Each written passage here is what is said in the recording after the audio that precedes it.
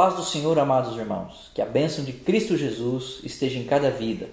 Eu sou o pastor Eduardo, secretário regional da Convenção Sul, e é um grande prazer falar com você, professor, aluno e irmão que participam da nossa escola bíblica. Queridos, nós estamos aqui nesse momento, junto com o pastor Ayrton Correia, junto com o pastor José Wagner, para batermos um papo, conversarmos sobre pontos centrais da escola bíblica.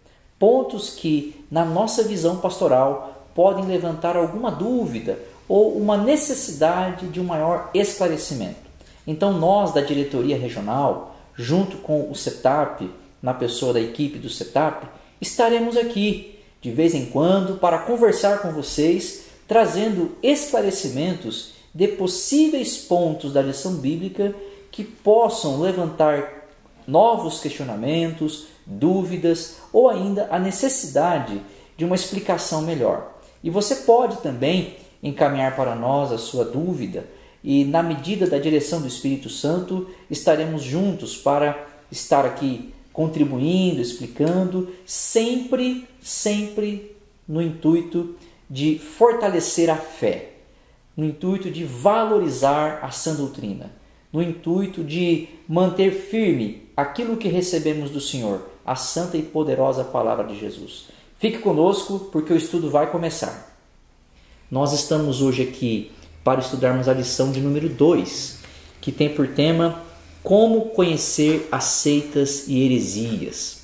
O objetivo dessa lição é mostrar ao estudante, à luz da Escritura, o que são seitas e heresias e como pode identificá-las para que, de posse desse conhecimento, saiba defender a fé com seriedade e urgência. Nossa lição é muito interessante. Ela tem uma introdução, onde ela apresenta o assunto, e está dividida em alguns tópicos. Ela tem 4 tópicos, onde o primeiro afirma a definição de seitas e heresias, o segundo, a caracterização de seitas e heresias, e o terceiro, o surgimento de seitas e heresias, e o quarto, a atualidade de seitas e heresias. Temos, ao final, o tópico defendendo a fé cristã, 2 aplicações interessantes. Frente às seitas e heresias atuais, defendamos a fé com seriedade. E a segunda aplicação, frente às seitas e heresias atuais, defendamos a fé com dedicação.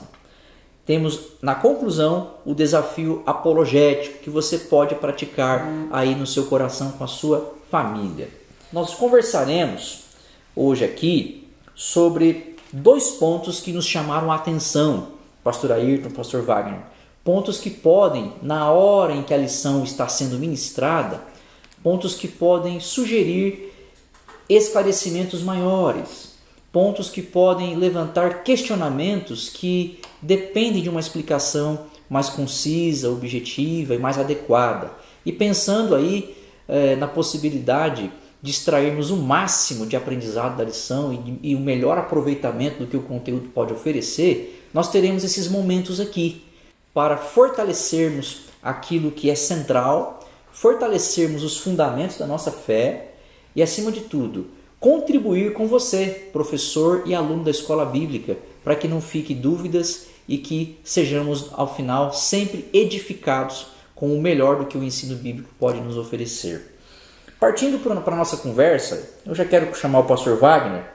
Pastor Wagner, no tópico 2 da nossa lição, no primeiro parágrafo, existe aqui uma afirmação que a lição bíblica nos traz, quando ela fala sobre a caracterização de seitas e heresias.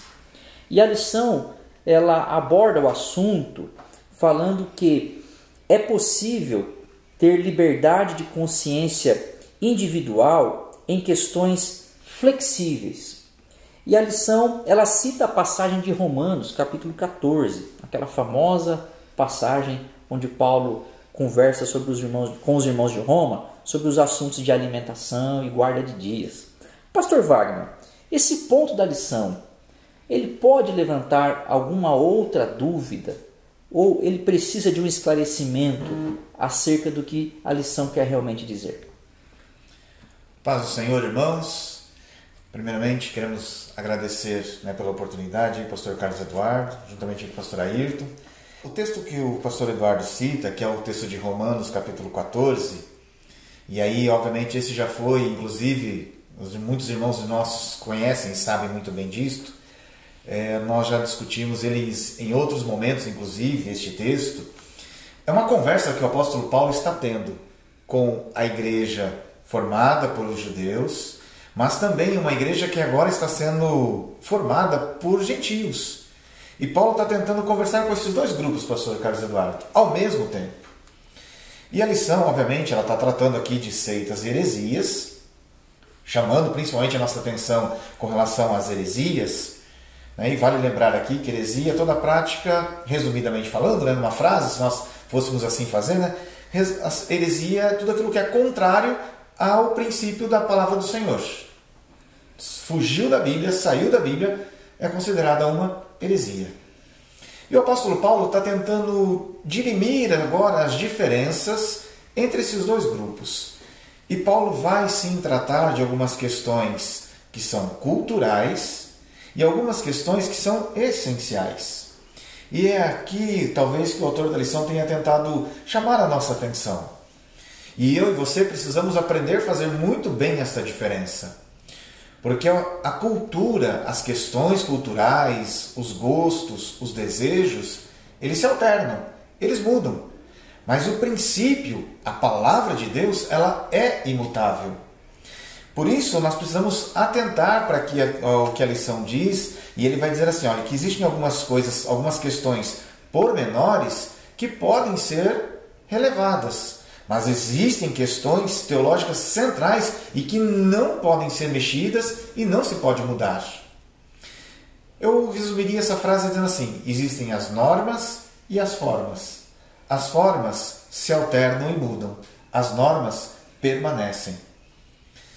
Especificamente neste texto, desde o princípio da Bíblia Sagrada, nós aprendemos, por exemplo, a instrução sobre nós sermos abstinentes. E isto vai de Gênesis a Apocalipse. Isto é uma norma imutável. Porém, as normas, as formas, elas foram sendo alternadas. Em que momento? Não a abstinência, mas em relação, por exemplo, a sacrifícios. No Velho Testamento, nós temos sacrifícios que apontavam para Cristo. Existia uma forma de serem praticados. E aí vem Cristo e morre em definitivo por nós. Ou seja, Cristo aniquila a forma do sacrifício e passa a chamar a nossa atenção para que agora nós nos sacrifiquemos com nossa própria vida em sacrifício vivo, santo e agradável. E é o mesmo apóstolo Paulo que escreve. Então ele tenta separar para nós essas duas questões. Então, talvez isso, aí no nosso dia a dia, na hora que nós formos falar sobre este momento aqui da Bíblia, da leitura da lição, talvez possa surgir alguma dúvida nesse sentido. O que são questões relevantes e o que são questões essenciais? Aquilo que está de Gênesis a Apocalipse como doutrina, como ensinamento, que servem principalmente para a santificação da igreja, para o zelo da igreja, o preparo dela para se encontrar com Cristo, é imutável, é imexível. São questões centrais. Aquelas questões que vão mudando através dos tempos. E aí é só a gente olhar para a igreja rápida, a nossa igreja recente. Até pouco tempo atrás, alguns instrumentos musicais não faziam parte da igreja. Hoje fazem. Até pouco tempo atrás, tinha-se algumas relutâncias em questões, por exemplo, de nós batermos palmas dentro da igreja. Nós já vimos que isto é apenas uma forma de também adorarmos ao Senhor. Então, aquilo que é forma é relevante. Aquilo que é norma é essencial. E a gente tem que aprender a fazer essa separação entre uma e outra para saber o que é relevante e o que a gente pode falar assim, não, esse é mais gosto deste grupo, este é mais gosto deste outro grupo. Seria mais ou menos isso, pastor Eduardo. Pastor Ayrton? Neste sentido, primeiro paz do Senhor, meus irmãos? É um prazer a gente poder participar juntos. Nesse sentido, nós estamos vindo de uma série de lições que nos abordou sobre o tema da unidade. E lá enfatizava que nós precisamos tomar um cuidado para ter esta unidade com as igrejas que têm as mesmas normas, mesmo que em algumas formas seja um pouco diferente. Então, quando nós observamos esse texto, nós precisamos entender isso. Talvez alguma pessoa ou alguma igreja fale assim, olha, eu prefiro o culto de tarde, eu prefiro o culto de manhã. Isso são formas e não normas. O importante é que seja respeitado aquilo que o Senhor falou sobre a observância dos mandamentos do Senhor e tudo mais. Então, neste sentido, quando esta lição traz esse aspecto, ela vem nos ajudar a entender, então fazer essa diferença entre o que é uma heresia, o que é uma seita e o que é de repente algum gosto pessoal. Aquilo que é gosto pessoal, nós podemos ter unidade e precisamos respeitar. Agora, naquilo que é uma heresia, aquilo que é uma seita, então na própria lição a gente vai aprender que a gente precisa combater, distanciar. Muito bem. Pastores, então nós podemos concluir nesse ponto da lição que a passagem de Romanos capítulo 14 não está tratando de questões de formas, e sim questões de normas. Então podemos com segurança, pastor Ayrton, afirmar que Romanos capítulo 14, na realidade, confirma a maravilhosa doutrina da abstinência e do santo sábado do Senhor, no sentido de norma. No sentido de norma, né, pastor Wagner? Isso. E aí podemos ficar tranquilos no sentido de que as seitas tentarão, no caso, rechaçar este ensinamento. Tentarão combater este ensinamento. E a igreja adventista da promessa, guiada pelo Espírito Santo, procura manter estes ensinamentos, correto? Eu até diria que no próprio tópico, ele vai depois colocar a questão ali das operações matemáticas, e dentro dessas operações, uma das características é tentar diminuir aquilo que Cristo ensinou, aquilo que Cristo viveu. E Cristo tanto ensinou como viveu a guarda destas normas. O que ele não respeitou foram as formas que alguns grupos de seitas, como os fariseus e outros, tentaram colocar sobre a igreja. E isso ele ressarciu. Então, neste sentido, esse é o nosso cuidado. Assim como Cristo, seguirmos as normas e lutarmos contra aquilo que é diferente disto. Muito bem. Nós vamos caminhar mais um pouco, meus irmãos. E eu quero convidar vocês a continuar conosco. E nós vamos agora para o tópico de número 2. Um tópico muito interessante aqui da lição bíblica, onde o autor nos apresenta aqui uma norma, né, uma forma, melhor dizendo, sobre como encontrar, identificar as seitas. E ele foi muito didático e muito feliz na maneira como ele está explicando a maneira pela qual podemos identificar seitas e heresias. Ele fala da adição, no sentido de que uma seita e uma heresia sempre acrescenta algo que Deus não orientou a acrescentar. Ele fala sobre a subtração, que significa a retirada daquilo que Deus não autorizou retirar da sua palavra. E ele fala, por terceiro, sobre a multiplicação, que significa o aumento tanto dos grupos de seita quanto dos ensinamentos heréticos destes grupos de seita. E ele fala como último sinal a divisão, no sentido de que toda seita e toda heresia divide a palavra de Deus e divide o povo de Deus. Mas eu quero falar com você também sobre o tópico 4, quando ele fala sobre a atualidade de seitas e heresias. Na página 20 da nossa lição, quando o autor se refere à igreja do sétimo dia, e ele faz também uma referência paralela à senhora Ellen White, escritora famosa desse movimento da igreja adventista, e ali ele menciona, abre aspas, ela escreveu: santificar o sábado ao Senhor importa em salvação eterna, fecha aspas.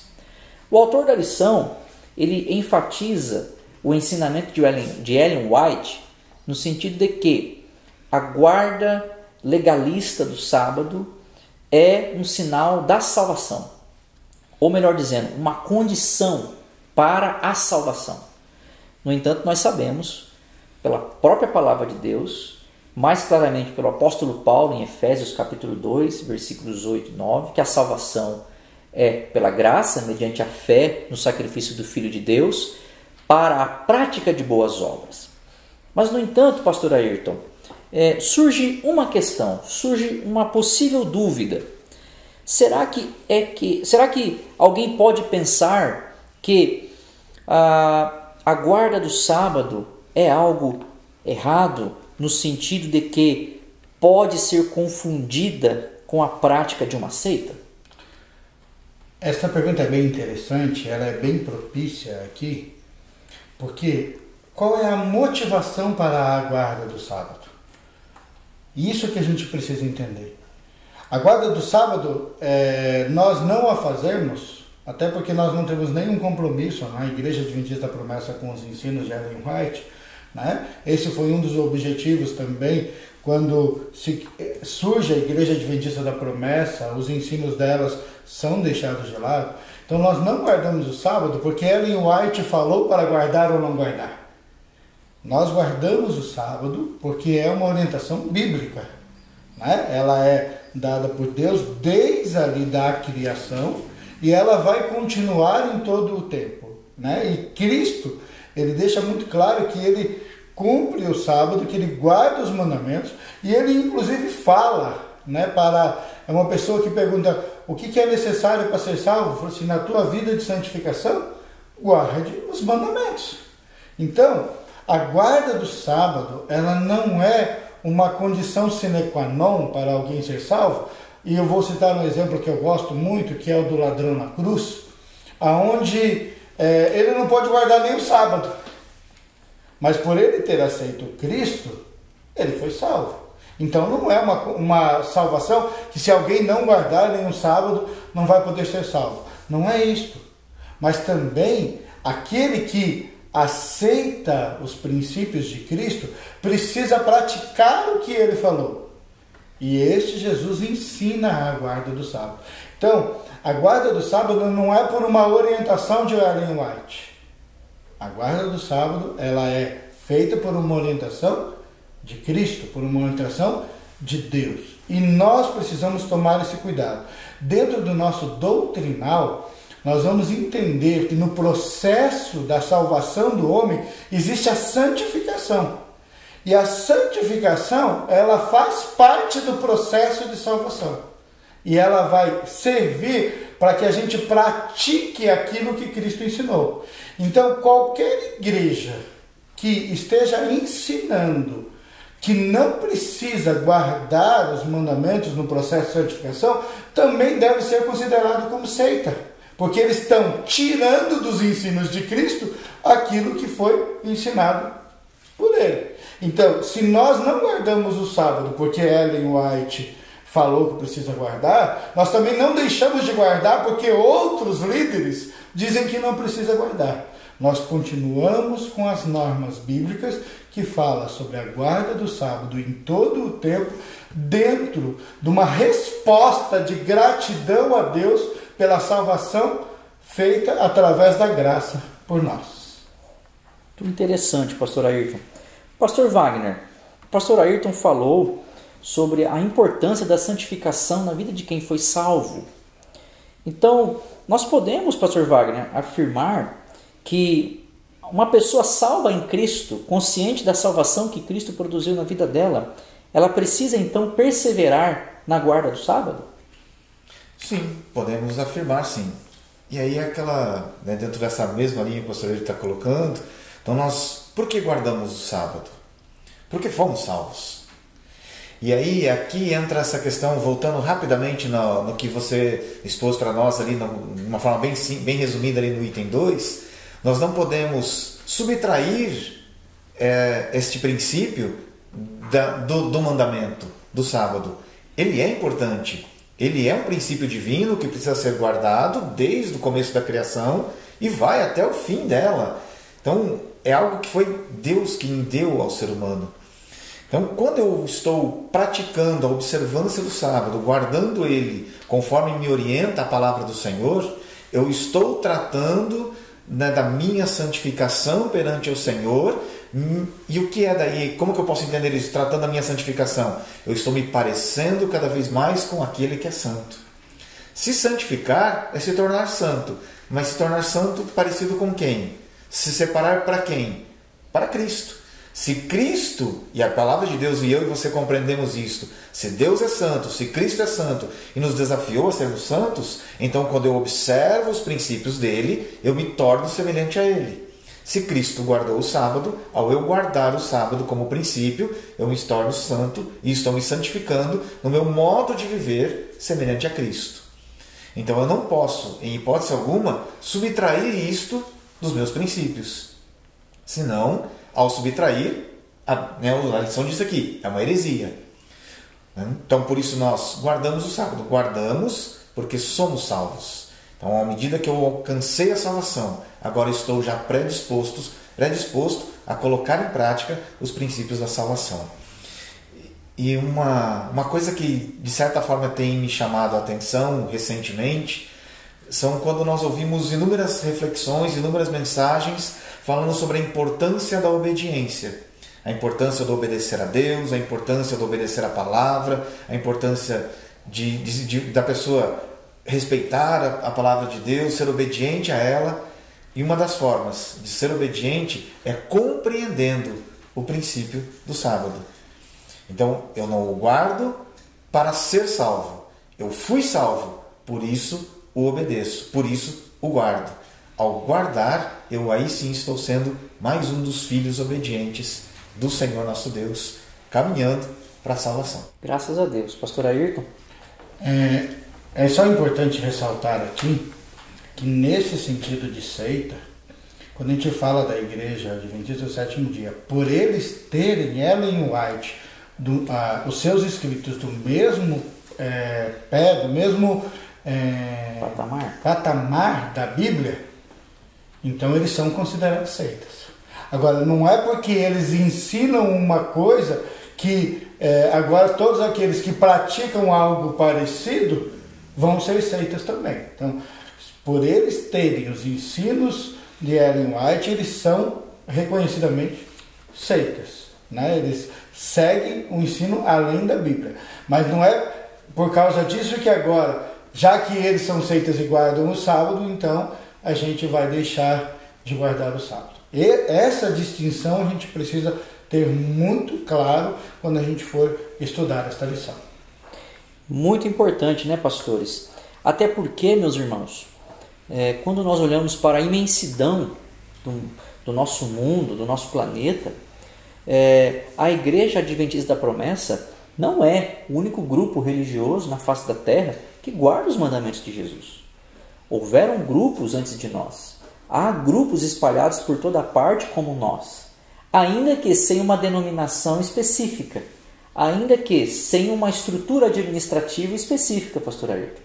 E o estudante da lição e o professor precisa estar atento ao seguinte: nós não podemos ter uma santificação, não podemos ter uma obediência diferente daquela que nós encontramos nos patriarcas, nos profetas, na pessoa de Jesus e dos apóstolos. Nós estaríamos diante de uma grande contradição, pastor Wagner. Na realidade, pastor Ayrton, estaríamos reinventando, adicionando, subtraindo, multiplicando e dividindo ao mesmo tempo a sã doutrina do Senhor. Por isso, eu lanço um último esclarecimento. A Igreja Adventista da Promessa é uma seita? Nós podemos afirmar com base na Bíblia, que é a nossa única regra de fé e prática, que aquilo que ensinamos está contido dentro dos princípios e normas bíblicas colocados pela Trindade Divina.